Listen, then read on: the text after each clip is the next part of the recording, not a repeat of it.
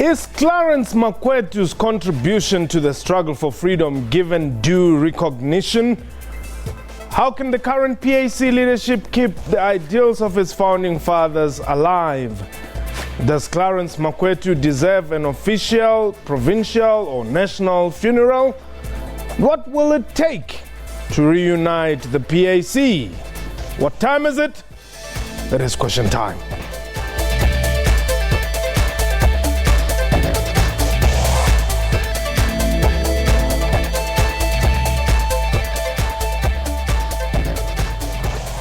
Welcome to the show. My name is Mpho Tsedu. A memorial service in honor of former PAC leader Clarence Mlamli Makwetu was held earlier today in Cofimvaba in the Eastern Cape. Makwetu joined the political struggle in 1952 during a Defiance Campaign against the Apartheid regime. He became a member of the ANC Youth League in 1954 and was part of a breakaway faction from the ANC that formed the PAC in 1959. After years of harassment by apartheid forces, including a 5-year imprisonment on Robben Island, he succeeded the late Zephania, the Lion of Azania, Mothopeng, as the PAC leader in 1990 until he quit politics in 1996. Mr. Makwetu passed away earlier this month and will be laid to rest at Hoyita village near Cofimvaba on Saturday. He'll be honored with an official provincial funeral. A reminder that we are live. And if you can call us in area of use, the numbers to dial 089-110-4210. Our Twitter handle at QuestionTime24. My guest, Jackie Seroke, Secretary for Political and Pan-African Affairs at the Pan-Africanist Congress of Azania. And we expect to be joined by Ntate Philip Khosana, who is a PAC veteran. But before we get into it, let's have a look at what Gwede Mantashe had to say about Clarence Makwetu. That Makwetu was the president of the PAC. That's a great leader. He fought for our freedom. And people who fought for freedom, there's one thing about them, it's common across the board, is that they fought for freedom for the love of freedom. Not because they want to be free themselves, for others to be free. So we must accord him the necessary respect for having fought for our freedom. He contributed. The other claim from us is that all the old stalwarts of the PAC have a background in the ANC Youth League. That's Gwede Mantashe. They're talking about Clarence Makwetu, and indeed we pay tribute to the man. Let me welcome you to the show. Talking Clarence Makwetu, perhaps younger generations may not know who we're talking about. They may not know, but they would be at fault for not knowing about an important event of the struggle in South Africa. The Potco insurrection that took place between 1960 and 1967. Was led by people like Makwetu. And the insurrection was an armed struggle taken up by ordinary people, rural folks, in the Eastern Cape in particular. But it happened all over the country. But in the Eastern Cape, there was a great mass swell of the people fighting for the changes that brought about the homeland system. At that stage, Clarence Makwetu was the leader in that respect. Okay, I'm told that we are now able to talk to Ntate Khosana from our Pretoria studios. Ntate Khosana, welcome. You're talking to Mpho here in Auckland Park. Clarence was your patir in Afrikaans, I guess they would call it. You are in the same age group. You are veterans of this former glorious movement as opposed to what it is today. But who was Clarence Makwetu? Yeah, Clarence Makwetu is one of my greatest colleagues. I first met him in 1959 when I went to Cape Town to join the University of Cape Town. And because of the apartheid machine that was operating around the University of Cape Town, I would not be allowed to be given accommodation in the student hostels. Therefore, I had to go and live among the migrant workers in Langa Township. And there I found Makwetu staying in what are called the new flats. He was staying in flat number B, flat number room 42, and there is when I met a gentleman called Makwetu. PAC had just recently been formed, launched in Orlando, and Makwetu in time became the branch chairman of the Langa Flats, and I was an assistant secretary. That is when I came to know and worked very closely with a gentleman called Makwetu. And then he was arrested, and he had to go to Robben Island, which at the time was dominated by combatants of Poqo and the PAC in general. Just talk to us briefly about his stay on Robben Island, because I mean, even somebody like Ahmed Kathrada said, look, this was one person you knew. You can discuss politics and it would not turn out into, you know, what used to happen between for instance, other, you know, militant adherents of the Pan-Africanist movement. The period when Makwetu was in Robben Island had been preceded by general harassment of Makwetu. He went back to the Transkei, and in a very awkward twist, he was actually being harassed by his own cousin, Chief Matanzima. And when he was brought to Cape Town, for whatever reason, Makwetu was taken to Robben Island. Those who were with him on the island would tell you that he was the type of man that was open and ready to talk with anybody. He stayed, if there is anybody who lived with him for all those 12 years, was the famous Mr. Nelson Mandela. He was a friend to most of the colleagues in Robben Island, and even after he left, the Transkei was still ready to isolate him and exile him somewhere in the Transkei. Well, the current generation of leaders within the PAC, what do you take from Clarence Makwetu? Several. Comrade Makwetu, I think, represents obviously a generation that is fading, but he's also representing a caliber of freedom fighters who spoke outright about their issues, who handled problems directly, and whose dedication to the struggle was not for personal ends. They really sacrificed, they served the people honestly and openly. And I think that is what the generation of Tate Khosana, Makwetu, and many others means to the succeeding generations. And we understand it that way in the PAC. It's a baton that they give to the younger generation.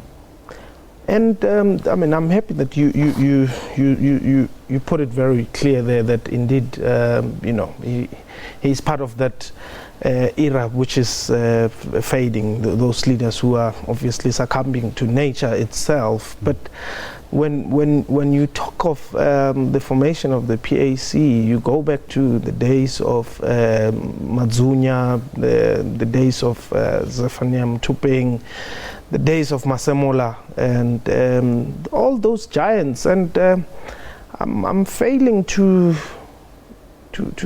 place them, you know, that caliber of leadership within the PAC who would stand firm.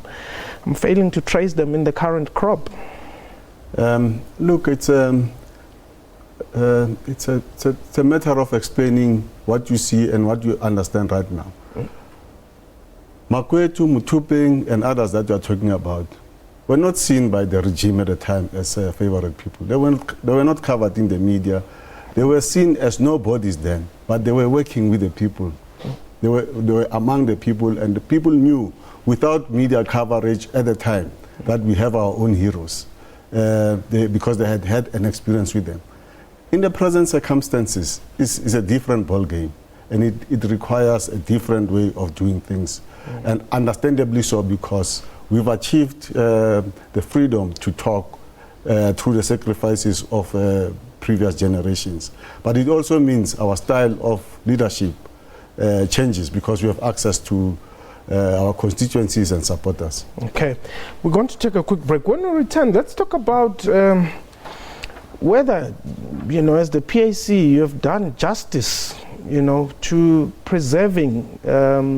Now we can talk about the legacy of Makwetu, but also the other leaders of the PAC, given the current state in which the PAC finds itself.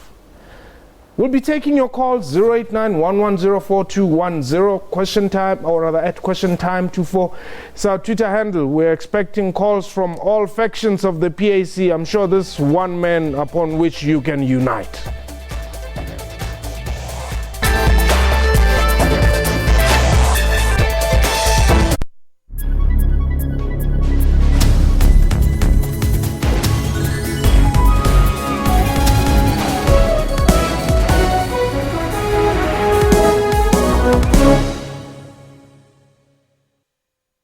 The deepening hunger crisis in Malawi is threatening the survival of children. And also it is the life-threatening part of malnutrition.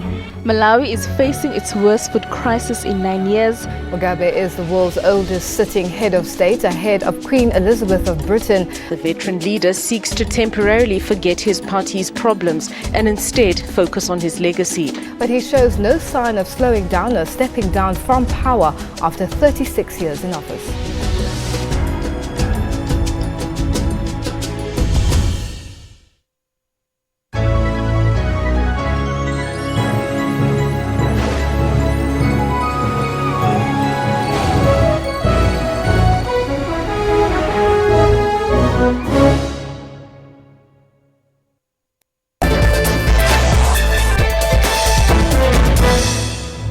Welcome back. You're still watching Question Time. My guest is Jackie Soroka. He's the PAC veteran and calling us from Pretoria, or not calling us, joining us from Pretoria studios, and Dati Philip Khosana, who is also a PAC veteran. We've got Anonymous on the line. Welcome.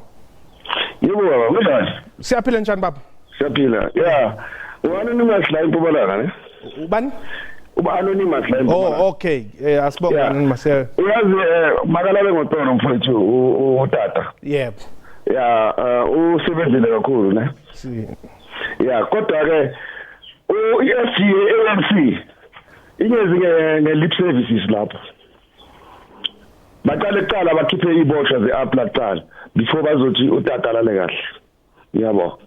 Okay. Well, Anonymous there is just saying the Secretary General of the ANC shouldn't play some grandstanding there. They should release the APLA guerrillas before they say Clarence Makwetu must rest in peace. Dada Khosana, what happened to the PAC of Clarence Makwetu? Mr. Makwetu took over the party during that period when most of the PAC leaders were either in Robben Island or in exile. Yes. But he was there steering the ship in a very difficult situation where the party had to survive one way or the other, although it had been banned. Hence, Makwetu, with those who were around him, were able to form an organization called PAM, P-A-M, Pan-Africanist Movement, which was really a shadow of the Pan-Africanist Congress. And we want to credit him for keeping the party alive even in the most difficult of times. He did so even as things were changing. He was able to go to Harare in 1990 to go and meet Mandela and others to initiate unity talks. Unity talks between our organizations, and for that reason we see him as a bridging factor in a situation where the party would have probably vanished and disappeared in the sand. Okay, let's take Temba. Temba, you are in Peter Maritzburg. Hello, Mpo, how are you? I'm well. How are you, Temba? What when you are I'm still holding you on to that one.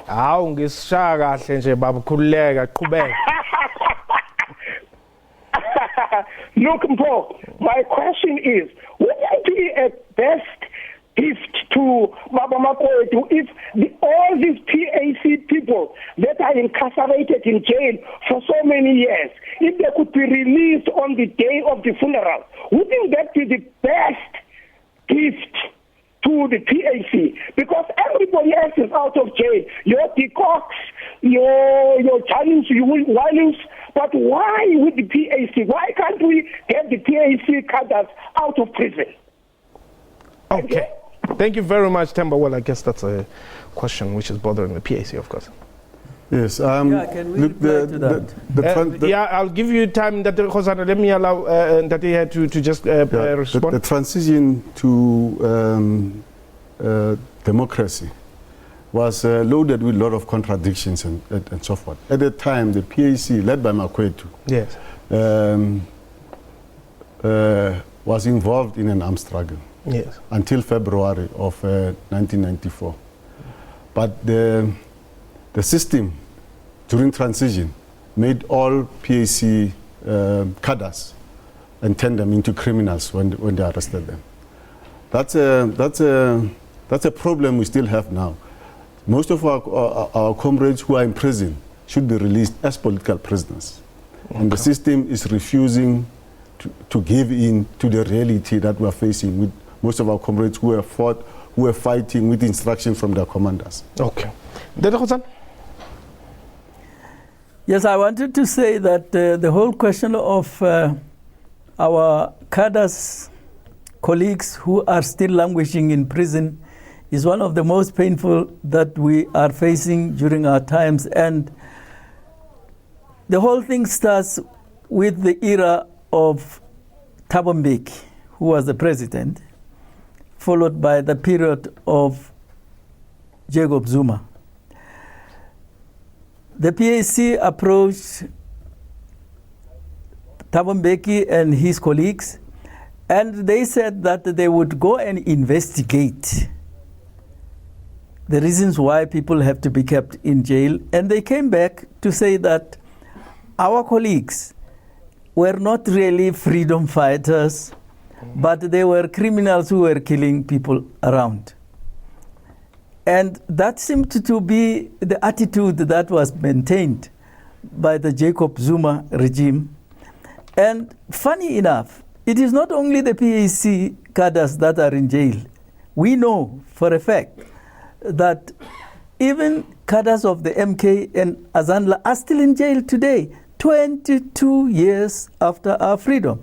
Okay. And yet the president has the prerogative to exercise his pardon and release all our boys from jail for the contribution that they have made. Okay, let me take some of our tweets there and see what our viewers are saying at question time 24. Lhasa Mullo, that is, say, may the revolutionary soul of the late Clarence Makwetu rest in peace. Indeed, Olani Ngwegazi says, rest in peace, Zikali. We will never forget the role that you played in our political liberation. You played a meaningful role indeed. Ntumelo Khole says, the PAC of Azania, or rather, we hope that President Lutando Mbinda will reflect Comrade Makwetu's leadership qualities. Well, that is a wish there, I guess, from some of indeed PAC adherents there. But I think whilst a lot of people are saying, perhaps in memory or in honor of Clarence Makwetu, let's get APLA cadres released from prison. One of the very important people in as far as APLA is concerned is Carl Zimbiri, otherwise known as Letlapa Mphahlele. A person who at the moment you are at loggerheads with as the PAC. Don't you think, indeed, in honor of the likes of Makwetu, Sobukwe, Pukela, and all those greats of the PAC, you need to unite the PAC in that direction? Yes, look, the PAC's approach right now is that all party members must come back into the discipline of the organization. Well, those are not party members now, right?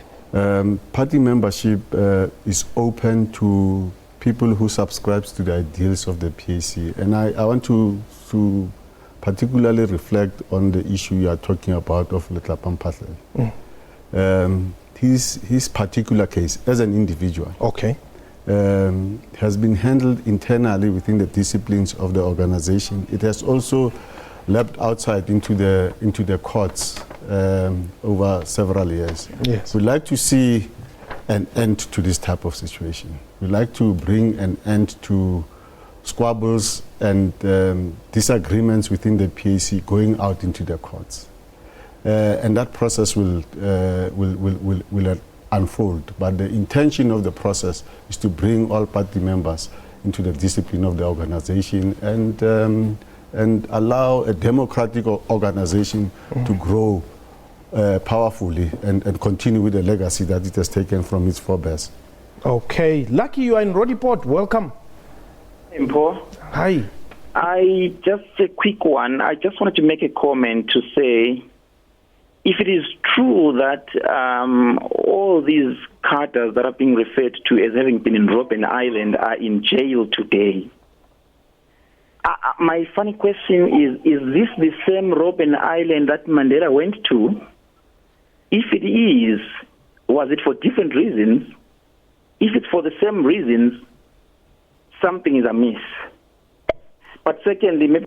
Whoa, Lucky, we lost you there. But it is not prisoners who were transferred from Robben Island. As such, as you would remember, Robben Island was cleared up in the early 1990s, 1980, 90, I mean 89, 90 there, they were clearing it up. But this no, I was released from Robben Island on 27th of April in 1991. Yes. In July of the same year, the last batch of people who are on Robben Island were also released, which also included the late comrade Enoch Zulu and so on, who was a commander of APLA. Yes. But what subsequently happened, the apartheid regime was still in force and continued to arrest and put people into jails. But they were not using Robben Island as a prison at the time. Yes. Well, I guess he was saying he had thought that people were transferred from Robben Island as APLA cadres into your mainstream presence in the country. Yes, they were not taken from. They were arrested during the process of the transition, as we said earlier, but they haven't been released. They've been spread into various other prisons, and the point of their release is not a matter for debate anymore because it is immoral and politically wrong for the government to continue to hold people in prison for crimes that are in reality not crimes. The crimes were committed by those who were pushing apartheid, which is a crime against humanity. Khosana, your final thoughts, perhaps your message to South Africans regarding Clarence Makwetu. I think Clarence Makwetu was a champion of what seems to be missing in our country today. In 1994, we had political power transferred into the hands of our people. Yes. We were there to decide the fate of this country under the ruling party. But the mistake which I think Makwetu understood very well, even as he leaves us, is that when you have political power, you are like a man who has a hammer or an instrument to use. You use that instrument to transform the economy and change the social situation that faces our people today. But we see today a situation where, and I think Makwetu understood this very well, we are seeing a situation where people have a tool, but they are not using that tool to transform the economy and the social status of our people. Let me stop you there. We have indeed run out of time. In Zimbabwe, when you talk Herbert Chitepo, Josiah Tongagara, Ziapapa Moyo, they know who you're talking about. Are you going to make sure that Clarence Makwetu is not forgotten? Yes, all our patriotic heroes need to be held in the annals of history, and people should know about them. We'll do that. Thank you very much. May his soul rest in peace, Mo Africa. That was Question Time for today. A big thank you to my guest and to you for watching the show. From me and the crew, you have yourself a wonderful time. Goodbye.